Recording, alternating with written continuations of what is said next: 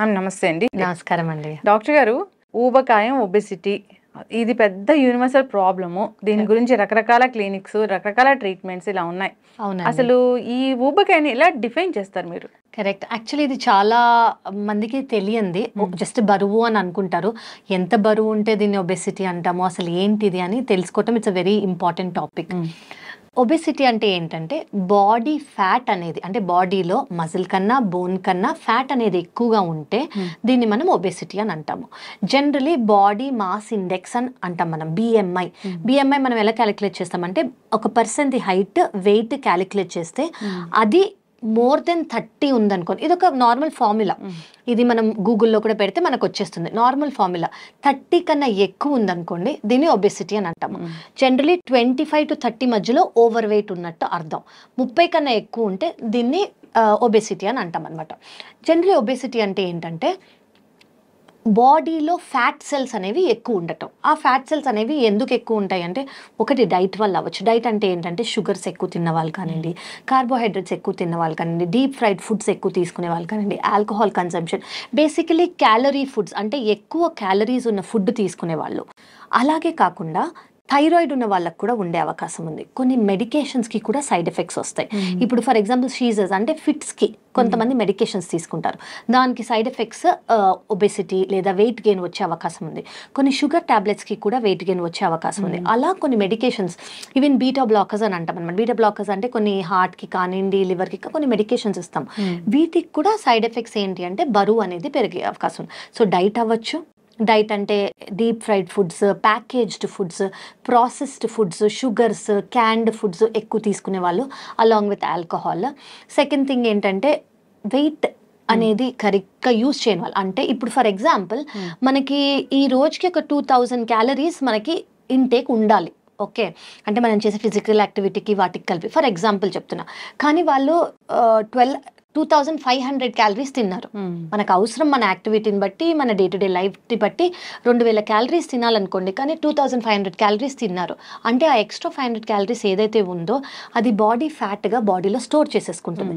Body ఎందుకు store చేసుకుంటుంది అంటే అవసరమైంది 2000, కానీ మిగతా 500 ఫ్యూచర్లో అవసరం ఉండొచ్చేమో అని బాడీ అది ఫ్యాట్ డిపాజిట్స్గా స్టోర్ చేసేసుకుంటుంది. సో ఇదొకటి. థర్డ్ థింగ్ ఏంటంటే ఎక్సర్సైజ్ లేని వాళ్ళు, సెడెంటరీ లైఫ్ స్టైల్ ఉన్న వాళ్ళు. చాలామంది ఈ మధ్య కరోనా తర్వాత చాలా మందికి వర్క్ ఫ్రమ్ హోమ్ అనేది అలవాటు అయిపోయింది. సో ఇంట్లో ఉండటము, ఒకే చోట ఉండటము, సెడెంటరీ లైఫ్ స్టైల్ ఉండటము, మూవ్మెంట్ అనేది ఎక్కువ లేకుండా. చాలా మందికి నేను ఏం సజెస్ట్ చేస్తానంటే, మీరు వర్క్ ఫ్రమ్ హోమ్ చేస్తున్నా కూడా వితిన్ 1-2 అవర్స్కి ఒకసారి వెళ్ళి వాకింగ్ చేసుకుంటారండి. కొంచెం మూవ్మెంట్ అనేది ఉండటం చాలా ఇంపార్టెంట్. మీరు ఆ 15 మినిట్సే బ్రేక్ తీసుకుంటారో, కొంచెం కార్డియో అంటే ఏంటి అంటే, అసలు కార్డియో ఎక్సర్సైజ్ అంటే ఏంటంటే హార్ట్ రేట్ అనేది ఇంక్రీజ్ అవ్వాలి. మన హార్ట్ రేట్ అనేది ఇంక్రీజ్ అయ్యింది అనుకోండి, మన బాడీకి ఫ్యూయల్ అవసరం, అంటే ఎనర్జీ అవసరం. ఆ ఎనర్జీ బాడీ ఎక్కడి నుంచి తీసుకుంటుంది? మజిల్ నుంచి తీసుకోదు, బోన్స్ నుంచి తీసుకోదు, ఫ్యాట్ నుంచి తీసుకుంటుంది. సో అలా ఫ్యాట్ లాస్ అనేది అవుతుంది అనమాట మనకి. సో సెడెంటరీ లైఫ్ స్టైల్ ఉన్న వాళ్ళు, ఎక్కువ మూవ్మెంట్ కదలిక లేని జాబ్స్ కానివ్వండి, ఇంట్లో ఉండటం కానివ్వండి, సెడెంటరీగా ఇంట్లోనే ఉండే వాళ్ళకి ఎక్కువ అనమాట ఒబెసిటీ అనేది. సో ఇవి మోస్ట్ కామన్గా మనం చెప్పుకోవచ్చు. డైట్ ఈ మధ్య చాలా మేజర్ కీలకమైన పాత్ర. సో ఇంకెవరికి బిఎంఐ ఎక్కువ ఉండొచ్చు? ఇప్పుడు స్పోర్ట్స్ వాళ్ళు ఉంటారు, అథ్లీట్స్ ఉంటారు, వీళ్ళకి మజిల్ మాస్ అనేది ఎక్కువ ఉంటుంది. ఫ్యాట్ అనేది తక్కువే ఉంటుంది, కానీ మజిల్ మాస్ అనేది ఎక్కువ ఉన్నా కూడా వాళ్ళకి బిఎంఐ అనేది ఎక్కువ ఉండే అవకాశం ఉంది. సో స్పోర్ట్స్ రెగ్యులర్గా ఆడుతున్నారు, అథ్లెటిక్స్ కానివ్వండి, స్పోర్ట్స్ కానివ్వండి, వాళ్ళ బిఎంఐ ఎక్కువ ఉంటే మనం వాళ్ళని ఎక్స్క్లూడ్ చేసుకోవచ్చు. ఎందుకంటే మజిల్ మాస్ ఎక్కువ ఉన్నందుకు వాళ్ళు ఇలా అనిపించే అవకాశం ఉంది. ఇలా కాకుండా చైల్డ్ ఒబెసిటీ కూడా ఈ మధ్య ఇంక్రీజ్ అవుతుంది. చైల్డ్ ఒబెసిటీ ఏంటంటే 5-6 ఏళ్ళ చిన్నప్పటి నుంచి వాళ్ళ డైట్ కానివ్వండి, ఫ్యామిలియల్ రీజన్స్ కానివ్వండి, జెనెటిక్ రీజన్స్ కానివ్వండి, లేదా వాళ్ళ లైఫ్ స్టైల్ కొంచెం ఒకటే చోట కూర్చోటము, ఓవర్ ఫీడింగ్ చేస్తే. ఇప్పుడు చాలామంది పేరెంట్స్ ఏంటి అంటే పిల్లలు వద్దన్నా కూడా చాలా ఫీడ్ చేసేస్తారు. కొంచెం కడుపు నిండిందన్నా కూడా లేదు, ఇంత బౌల్ చేసి మొత్తం బౌల్ తినాలి అని. ఆ ఓవర్ ఫీడింగ్ వల్ల కూడా ఒబెసిటీ అనేది ఈ మధ్య చాలా చాలా ఎక్కువ అవుతుంది. ఇంకోటి ఏంటంటే, ఇప్పుడు బిఎంఐ అని మనం మాట్లాడుకున్నాం కదా, బిఎంఐ అంటే బాడీ మాస్ ఇండెక్స్ 30 కన్నా ఎక్కువ ఉంటాయి. అదే 40 కన్నా ఎక్కువైంది అనుకోండి, దాన్ని మార్బిడ్ ఒబెసిటీ అంటాం ఒక రోజులలో. ఇప్పుడు ఆ వర్డ్ అనేది మార్చేశారు. మార్బిడిటీ అంటే దానివల్ల వినడానికి నెగిటివ్ గా ఉంది కాబట్టి ఇప్పుడు మనం class 1 obesity, class 2 obesity, class 3 obesity అని మాట్లాడుకుంటున్నాం. సో 30 నుంచి 35 వరకు ఉంటే క్లాస్ 1, 35 నుంచి 40 వరకు ఉంటే క్లాస్ 2, 3 అంటే 40 కన్నా ఎక్కువ ఉన్న వాళ్ళని క్లాస్ 3 ఒబేసిటీ అంటే కొంచెం సివియర్ ఒబేసిటీ లాగా ఉంటుందన్నమాట. సో దీనివల్ల వచ్చే సైడ్ ఎఫెక్ట్స్ ఏంటి అసలు ఏంటి అంటే ఇప్పుడు జనరలీ బాడీ ఫ్యాట్ సెల్స్లో ఫ్యాట్ అనేది స్టోర్ అయిపోతుంది. ఇప్పుడు ఎందులో అయినా స్టోర్ అయిపోయింది అనుకో, ఫ్యాట్ సెల్స్లో ఫ్యాట్ అనేది స్టోర్ అయిపోతే ఇన్ఫ్లమేషన్లోకి వెళ్తుంది బాడీ. ఇదే ఇన్ఫ్లమేషన్ చాలా రోజులుగా అంటే వాళ్ళు తగ్గించుకోలేదు బరువు, డైట్ అనేది మార్చుకోలేదు, దేనివల్ల అయితే బరువు వస్తుందో అది చేంజ్ చేసుకోలేదు అని అనుకోండి, ఈ ఫ్యాట్ సెల్స్ అనేది క్రానిక్ ఇన్ఫ్లమేషన్లోకి వెళ్ళిపోతాయి. క్రానిక్ ఇన్ఫ్లమేషన్ అంటే ఏమవుతుందంటే దీనివల్ల ఏమవుతుంది, ఇన్సులిన్ రెసిస్టెన్స్ వచ్చే అవకాశం ఉంది. ఇన్సులిన్ రెసిస్టెన్స్ అంటే అసలు ఇన్సులిన్ అంటే ఏంటి అంటే మనం ఏం తిన్నా కూడా మనకి గ్లూకోజ్ అనేది స్పైక్ వస్తుంది మన బాడీలో. ఈ గ్లూకోజ్ స్పైక్ని మన ప్యాంక్రియాస్లోంచి ఇన్సులిన్ సెక్రీట్ అయ్యి గ్లూకోజ్ని బ్రేక్ డౌన్ చేస్తుంది. అంత ఇంపార్టెంట్ మన బాడీకి ఇన్సులిన్. సో దీని రెసిస్టెన్స్ వచ్చేస్తుంది. అంటే ఏంటంటే ఇన్సులిన్ అనేది కరెక్ట్గా సెక్రీట్ అవ్వదు.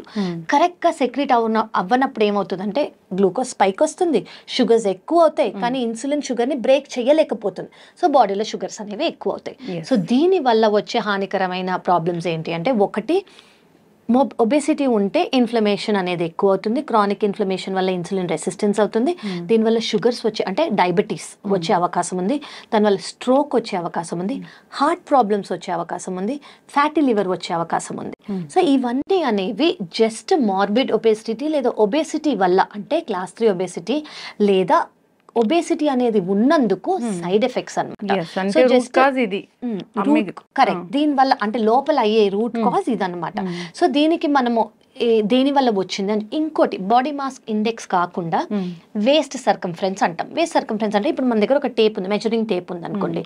మెన్కైతే 40 కన్నా వేస్ట్ దగ్గర మనం మెజరింగ్ టేప్ పెట్టుకుంటే 40 కన్నా ఎక్కువ ఉంటే, ఉమెన్కి 35 కన్నా ఎక్కువ ఉంటే వీళ్ళని కూడా మనము ఒబేసిటీ కేటగిరీలో మనం వాళ్ళని డిఫైన్ చేసుకోవచ్చు. సో ఒబేసిటీ ఇంకా దీనివల్ల ఏమవుతుంది అంటే, ఒబేసిటీ వల్ల ఇప్పుడు ఫర్ ఎగ్జాంపుల్ మనం ఊపిరి తీసుకుంటాం, లంగ్స్ అనేవి ఇలా ఎక్స్పాండ్ అవ్వాలి, కానీ ఒబేసిటీ వల్ల లంగ్స్ ఎక్కువ ఎక్స్పాండ్ అవ్వలేకపోతాయి. సో దానివల్ల రెస్పిరేటరీ ప్రాబ్లమ్స్ కూడా వచ్చే అవకాశం ఉంది. మీరు వినే ఉంటారు అబ్స్ట్రక్టివ్ స్లీప్ యాప్నియా అని. అబ్స్ట్రక్టివ్ స్లీప్ యాప్నియా అంటే ఏంటంటే, ఇప్పుడు లంగ్స్ లోకి ఆక్సిజన్ అనేది కరెక్ట్ గా వెళ్ళదు. కరెక్ట్ గా వెళ్ళనప్పుడు ఊపిరి అనేది అంటే ఆక్సిజన్ అనేది లంగ్స్ కి సరిగ్గా చేరుకోదు, లంగ్స్ కి సరిగ్గా చేరుకోనందుకు బాడీకి సరిగ్గా చేరుకోదు. సో వీళ్ళకి వచ్చేవి వీటి వల్ల వచ్చినందుకు హార్ట్ ప్రాబ్లం రావచ్చు, స్ట్రోక్ రావచ్చు, షుగర్స్ రావచ్చు, అబ్స్ట్రక్టివ్ స్లీప్ యాప్నియా ఇలాంటి ప్రాబ్లమ్స్ కూడా రావచ్చు. సో మనం ఏం చేయాలంటే, మార్బిడ్ ఒబేసిటీ ఈ ఏదైతే ప్రాబ్లం ఉందో దాన్ని దేని వల్ల వస్తుంది అని ఫస్ట్ చూసుకోవాలి. ఎందుకు వాటికి చూసుకోవాలి అంటే, కామన్ ప్రాబ్లమ్ మీరు చూస్తారు, బరువు ఎక్కువ ఉన్న వాళ్ళకి నీస్ అనేది ఈజీగా అరిగిపోతాయి.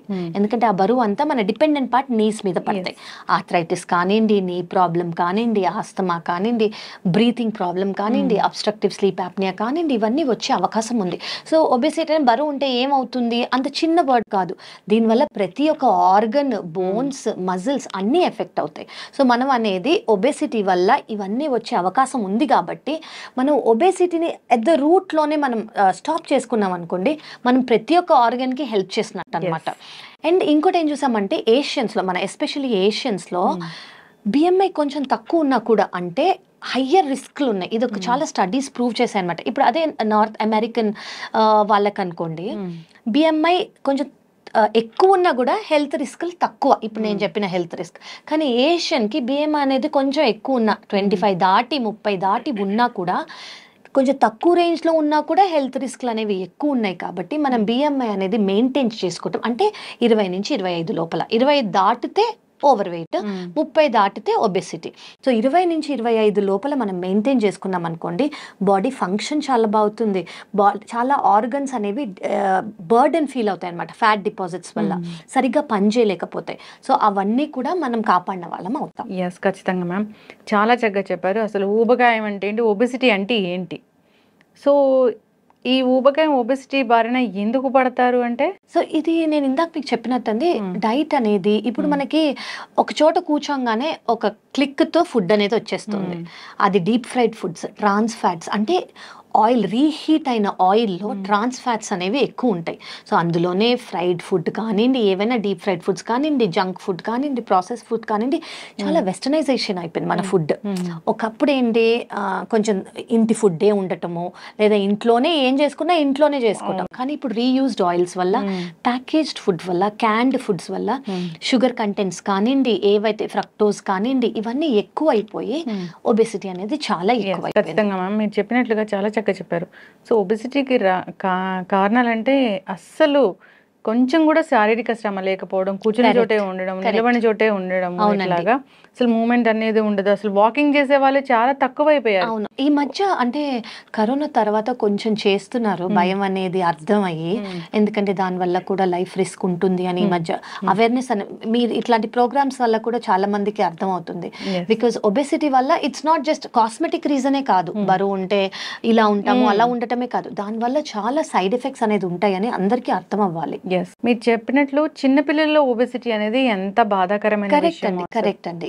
అది జెనెటిక్ రీజన్స్ అవ్వచ్చు, ఫెమిలియల్ అవ్వచ్చు, వాళ్ళ లైఫ్ స్టైల్ అవ్వచ్చు. ఇప్పుడు పిల్లలు అడగగానే అన్ని ఇచ్చేస్తున్నారు, అసలు అందులో ఏముంటుంది, ఏం ఉండట్లేదు, ఓవర్ ఫీడింగ్ అయిపోతుంది. సో అలా అఫ్ కోర్స్ మెడికల్ కండిషన్స్ ఉన్న పిల్లలు కూడా ఉంటారు, అలాంటి రీజన్స్ కూడా ఉన్నాయి. అవి కాకుండా సెడెంటరీ లైఫ్ స్టైల్ గురించి చెప్తున్నాను నేను. సో ఇవనేది మనం చాలా నీట్ గా అడ్రస్ చేస్తే అసలు ఎవరికి వస్తుంది అండ్ దీనికి మనం ఏం చేయొచ్చు అని maybe we can eventually talk. ఖచ్చితంగా మ్యామ్, చాలా చక్కగా చెప్పారు. అసలు ఒబెసిటీ అంటే ఏంటి, రావడానికి కారణాలు ఏంటి, ఎవరు ఎలా చూస్తున్నామని. సో సిరీస్ అనేది కంటిన్యూ చేద్దాం. ష్యూర్ అండి. సో ఎవరు ఏ ట్రీట్మెంట్కి వెళ్ళొచ్చు, ఎవరు ఏ డైట్కి వెళ్ళొచ్చు, డైట్లు మంచివేనా, ఇలాగా పూర్తిగా అసలు ఏ డైటీషియన్ ఎలా సెలెక్ట్ చేసుకోవాలి. ప్రాబబ్లీ నెక్స్ట్ టైం మనము డిఫరెంట్ కైండ్స్ ఆఫ్ డైట్స్ మాట్లాడదాం, వాటి సైడ్ ఎఫెక్ట్స్ ఏంటి, లేదా ఏది అడ్వాంటేజ్, ఏది డిసడ్వాంటేజ్, సైడ్ ఎఫెక్ట్స్ దేనికి ఉన్నాయి అనేది మనం చెప్పుకోవచ్చు. ఖచ్చితంగా మ్యామ్, చాలా చక్కటి ఇన్ఫర్మేషన్ అండి. సిరీస్ అనేది కంటిన్యూ అవుతూ ఉంటుంది. ధన్యవాదాలు. Thank you so much. Thank you.